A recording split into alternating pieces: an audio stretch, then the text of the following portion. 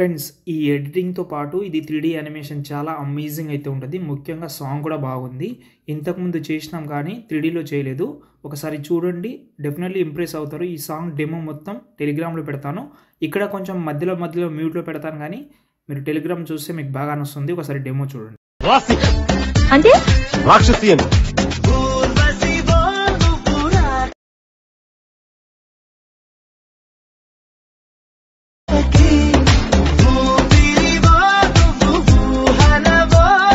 Video అయితే చూశారు కదా, ఎలా అనిపించింది అనేది కామెంట్ అయితే చేయండి. కొంచెం సపోర్ట్ ఇవ్వండి. నేను మీ నుంచి ఎక్స్పెక్ట్ చేసేది ఒక లైక్ అండ్ సపోర్ట్ మాత్రమే. ఒక లైక్ చేసి కొంచెం సపోర్ట్ అయితే ఇవ్వండి. ఓకే, మీరు వీడియో లాస్ట్లోకి అయితే చూస్తారని అనుకుంటున్నాను నేనైతే, ఎందుకంటే మీకు ఈ వీడియో చాలా హెల్ప్ అవుతుంది. అండ్ లాస్ట్లోకి చూడండి, కొన్ని విషయాలు చెప్తానులే, మీకు చాలా హెల్ప్ అవుతుంది. ఓకే, ఫస్ట్ అయితే నేను డిస్క్రిప్షన్లో ఆల్రెడీ ఏమంటారు అది ఫాంటు అవైతే ఇచ్చాను. మీరు డెఫినెట్లీ ఇంపోర్ట్ చేసుకోవాలి, మళ్ళీ ప్రాబ్లం అవుతుంది కాబట్టి డిస్క్రిప్షన్ నుంచి ఎట్లయినా మీరు ఇంపోర్ట్ అయితే చేసుకోండి మర్చిపోకుండా.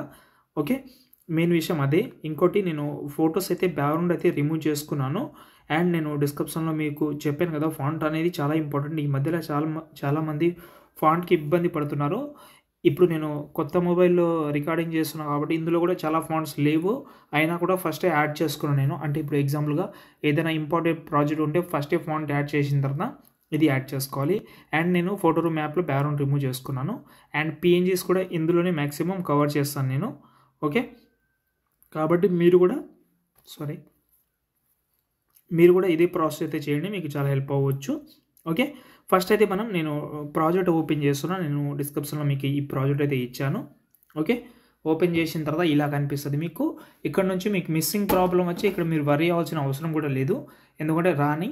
ఓకే, స్టార్టింగ్లో రాక్షసి అనే ఒక టెక్స్ట్ అయితే ఉంటుంది.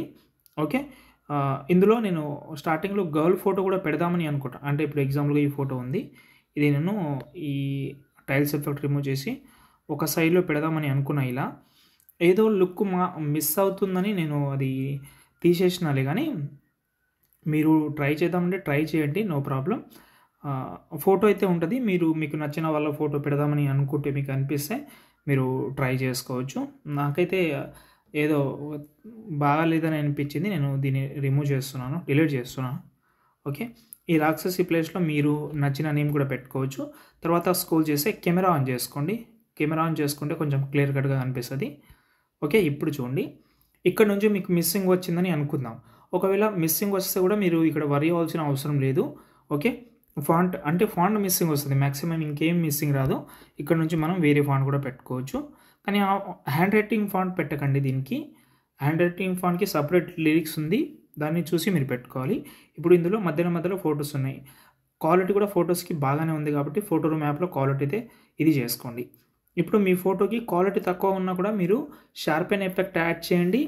దాంతోపాటు ఎక్స్పోజర్ గామా ఇలాంటివి, కొంచెం ఎక్స్పోజర్ గామా కాదు,